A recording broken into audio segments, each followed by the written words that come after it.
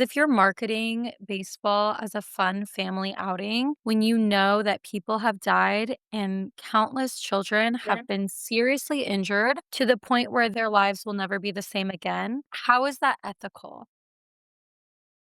Hey, good afternoon, everyone. Welcome to another edition of Foul Ball Safety Now. This is edition number 3. We're excited to bring on a guest in a few minutes to turn the table around and let them ask questions on us. But before we do that, I just want to discuss some Foul Ball Safety Now news. We're in the summer of 2025, and I happened to be watching the game last night, Mets Braves, and I happened to see a situation where there's a batter in the on deck circle and a ball just whizzed right past him. And for those people that do follow the game, they know that there's 2 on deck circles, but it would probably be safer if there was shared on deck situation, because I think little leagues are doing that now in some places where the percentages of the line drive that comes off the end of the bat would not hit the person in the on deck circle. But that's for a longer conversation. Also, some news: we're following a case in Queens, New York. I'm about to speak with an attorney, and we're going to try to address this matter head on. This is the whistleblower student athlete who contacted me a while ago and told me that they were feeling stress. They were wondering amongst themselves who would be the one to hurt or crush or do worse to a child, because there's an elementary school right next to the college baseball field. So during practice and during games, balls are flying over the sides where there's elementary school children. So we're looking forward to getting into that investigation. And for those people who are here for the first time, please go to Foul Ball Safety Now. You can learn all about our journey over the last 6 years. And you can look at something we just put out a couple of days ago, an injury report regarding injuries in 2025 so far that we found on the major league level. So you'll see that on the press release, and you may also see it in the About page. Well, that being said, I'm looking forward to bringing on our next guest for today. It's Jason Stoops, and Jason's in Illinois, and he's a dad, he's a coach. Jason, how are you today? I'm doing great, Jordan. Thank you for having me on. Oh, terrific. Glad you could be here. Brianna, say good morning, good afternoon. You're in California, so say good morning. Yes. I'm in California, so good morning. Great, terrific. All right, Jason, I'll turn it over to you. Great. Fan participation and being aware, being present in the game, I feel has kind of diminished over the years, especially with our cellular devices, handhelds, iPads that kids are bringing into the stadium. Where do you feel the responsibility ends with the baseball park and their affiliates, and the responsibility of a parent or a spectator begins for their personal safety and awareness for, these types of foul ball strikes and such? Sure. I sometimes use the example of a construction site where you would never, ever see a child walking around a construction site, let alone without wearing a helmet. So if it's inevitable that there will be line drives coming your way, and I think it's been determined in all the interviews that we've conducted, Brendan and I have been at this for 6 years, talking to players and victims, it doesn't really seem humanly possible to get out of the way of a line drive, whether you're biting on a hot dog, whether you're looking down, whether you're yawning, whether you're on your phone for 3 hours. I wouldn't blame it on the phone. It's not set up for relaxation, recreation, and leisure, and it really hasn't ever been. And I think transparency could have been shared long, long ago based on what we found out, that most human beings, or scientists for sure, are going to agree that you have no reason sitting in harm's way to begin with. And by being in those situations, clearly, Exhibit A, the 2019 ESPN video from 5, 6 years ago, demonstrates the line drives do go towards babies. And why are they sitting there? So I think the responsibility has been on management and ownership to educate us. I think they really failed big time. So the status quo, unfortunately, is, as I phrase it, the dark ages, because the lack of information most people bring to the ballpark. I'm not sure if that clearly addresses your question, Jason.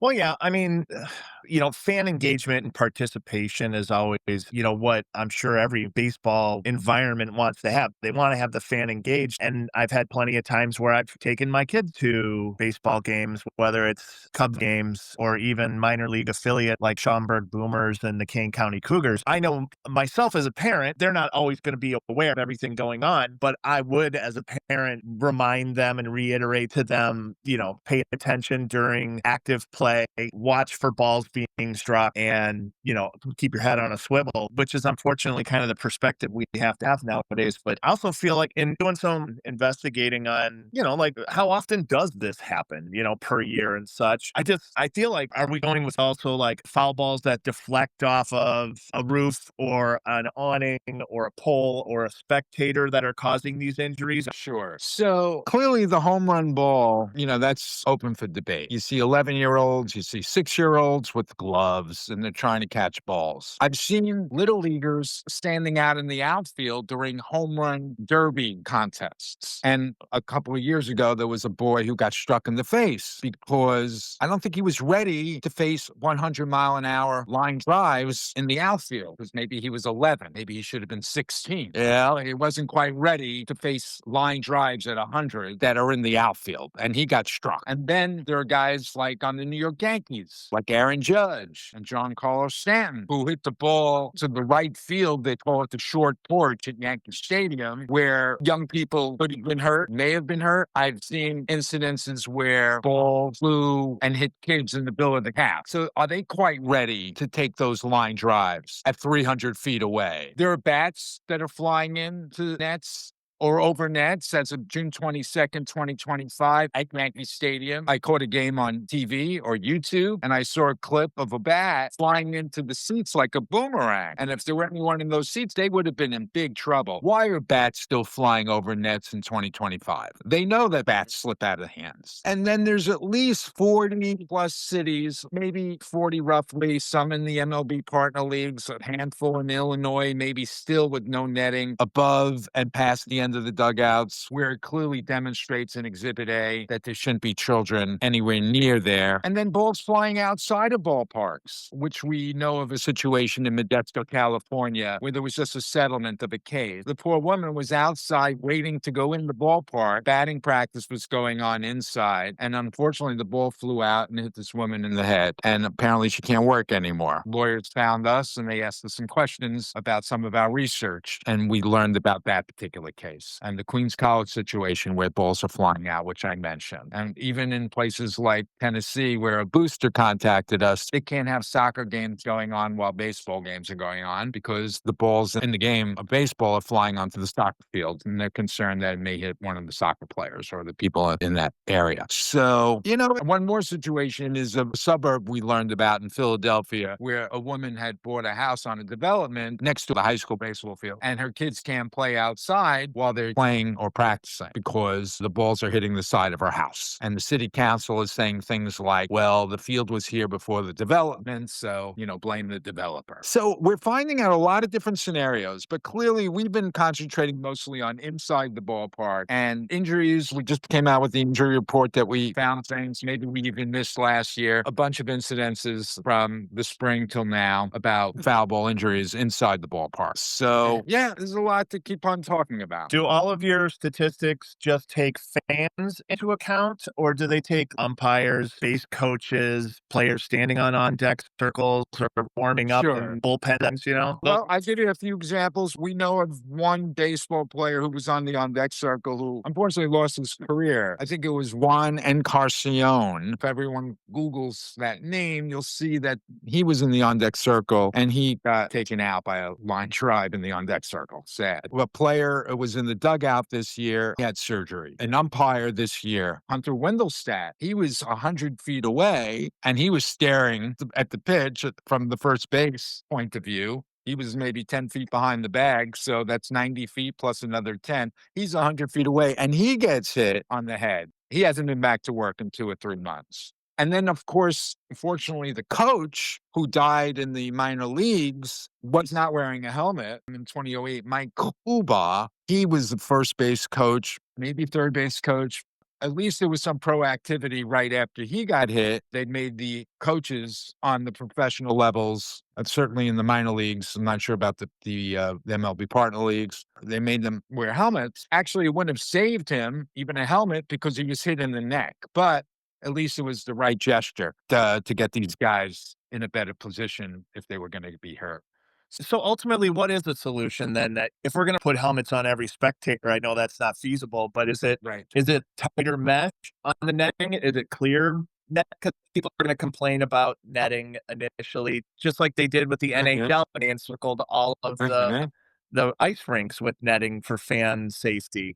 And that was probably about 10 or 15 years ago. So aside from encapsulating every ball, what do you think is an Sure. admirable solution that, can be feasible? Right. And I do believe that if we had a 1 hour dialogue, just you and I and a few others, all the information we would put on the table and we would come up with constructive solutions. And there are solutions. Improvements are nice, but piecemeal is almost giving people a false sense of security. I can't go by that. Who decided how far and wide to put the nets? Unfortunately, it wasn't an outside agency. An outside agency would determine exactly where the balls go and how often, and they would make responsible decisions before allowing business to continue. I think the solutions are just netting, a conversation about where the kids can come and where they can't. Certain protocols would have to be put in place, but clearly higher, far, wider netting would definitely prevent most of the incidences that we discovered this year. And unfortunately, that's not the case. We know of kids that were critically injured in the minor leagues in 2023. We know of a man who was blinded in 2023 at a Pirates game. We knew of a woman who was concussed last year. We spoke with her at a major league game. And NBC did a major study, from 2012 to 2019 that really just scratched the surface on just how serious the problem was. People can go to Foul Ball Safety Now and look at the NBC study. 5,000 people reported to first aid between 2012 and 2019 on the major league level. And there were 5 times as many more games and other professional games than there were in the major leagues. So I could just only imagine how many unreported injuries went down. And not all those 5,000 injuries were concussions or lost eyes, but, that's a lot of injuries. People can find out for themselves on the website. So we encourage people to take a look. I think transparency is a huge factor in all of this as well. Because if you're marketing baseball as a fun family outing, when you know that people have died and countless children have been seriously injured to the point where their lives will never be the same again, how is that ethical? You know what I mean? It's almost like their verbiage needs to change. I saw in 2022, MLB and the Player Development League Executive Board set a mandatory netting policy. Has that been fully implemented? A lot of teams have complied. Why did they give these teams 2 full seasons to do the upgrades is really a whole nother story. I think the fan base would be like, why didn't they do it in 4 days? Or why were we sitting here in harm's way over the last 2 seasons when something could have been done? Most of the teams finally did extend the nets, but I'm going to only call it an improvement. It's not a solution. There's still a bunch of teams in the MLB partner leagues in Illinois and California and New York that still have no netting past end of dugouts. It's the same sport. Why should somebody have to go 45 minutes one way or 45 minutes the other way and have a greater netting situation? It should really all be the same, or at least the standards should really be set in all ballparks and have some higher standard. But clearly there are that still lack netting in Illinois past end of dugouts. But most of the teams have complied and extended, but it did take 2.5 years where I think the families, once they realized they were sitting ducks for 2 full seasons, or at least in more obvious harm's way over the last 2 years, they may not appreciate that. So it's still gaps everywhere, and even extensions of nettings doesn't mean they did it with an outside agency who extended the nets with an intelligent, thoughtful, insightful way, using somebody from MIT or those math guys that determine this is the data and this is where the net should be set. I still don't want to give people any sense of security, even if the nets may have been extended. Before we got on board with each other, you that I was going to the Savannah Banana that's playing in Chicago this weekend.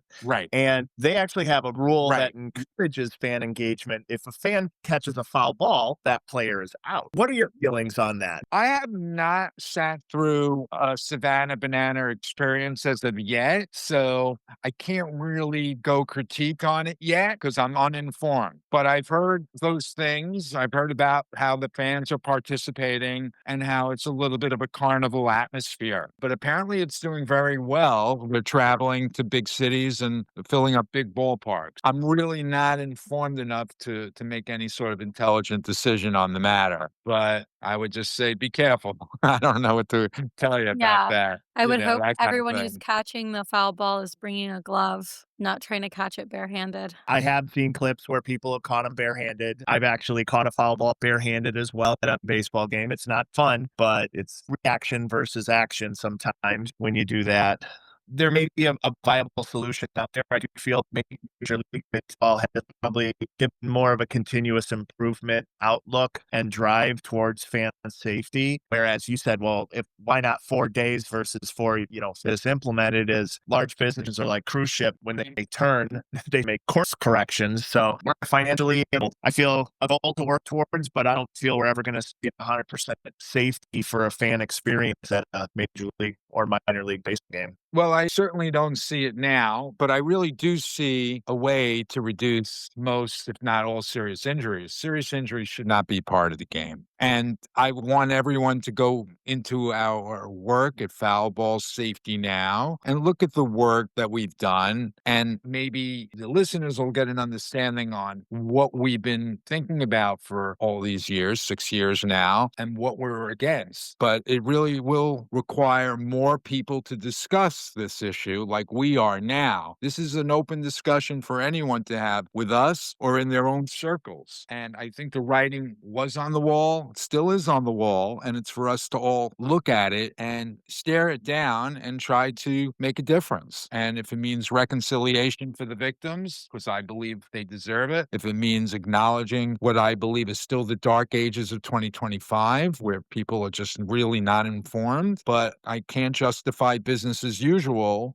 in this current state of baseball. As a baseball fan, how has your experience been different in the stands? Maybe when you used to go with your buddies versus now as a parent when you go with your kids? Going with my buddies, more lackadaisical, now going with my kids. Now, they're not small children, but I do have a heightened sense of awareness, and I don't necessarily take for advantage that there's netting in front of us, so we must be considered safe. We still have our obligations, I feel, as spectators to maintain our own awareness and safety and try to impart upon my kids as well. And as a baseball fan, someone who's been aware that this could be an issue, do you think that the MLB should do more for, say, the parent who maybe wins tickets at work or wins tickets at the radio and is taking their kids for the first time and really has no idea what to expect or even has ever thought about the fact that a ball could possibly at any moment fly into one of their kids' faces?